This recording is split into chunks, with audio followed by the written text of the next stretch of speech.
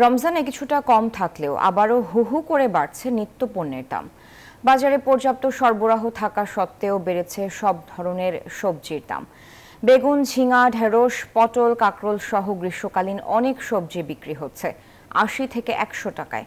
স্বস্তি নেই পেঁয়াজের বাজারেও। দ্রব্যমূল্যের এমন ঊর্ধ্বগতিতে ক্ষুব্ধ ক্রেতারা।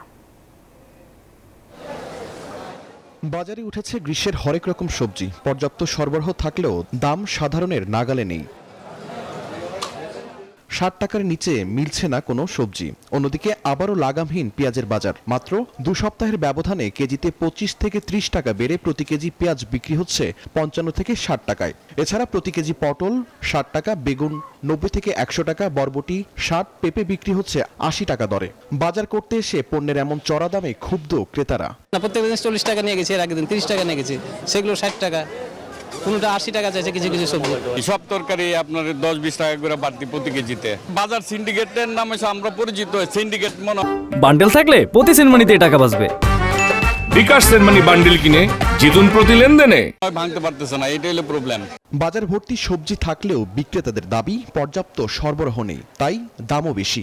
নতুন সবজিটা আছে ৫০ টাকা পিস ফুলকপি, আর পাতাকপি আছে ৫০-৬০ টাকার ভিতরে, আর জালিকা আমরা আছে ৫০-৬০-এর ভিতরে। ঝিঙ্গা বেচতেছে ৮০ টাকা, চিচিঙ্গা ৮০ টাকা, করলা উস্তা ৮০ টাকা। যেই পরিমাণ সরবরাহ আসার কথা এই পরিমাণ আসে না, সেই কারণে দামটা বেশি।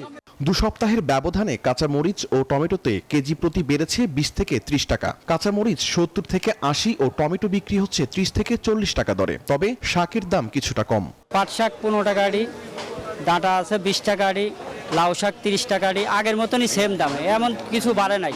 বেড়েছে মুরগির দামও। প্রতি কেজি ব্রয়লার বিক্রি হচ্ছে ১৬০ থেকে ৬৫ টাকায়, সোনালী মুরগি ৩৩০ টাকা। মুরগি আমদামি বেশি, এর জন্য কমে। ব্রয়লার এই সপ্তাহে ১৬০, এই সপ্তাহে ১৬০, এই সপ্তাহে ৬০।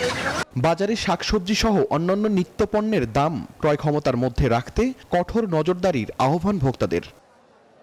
শাহরিয়ার কবির, নিউজ 24, ঢাকা।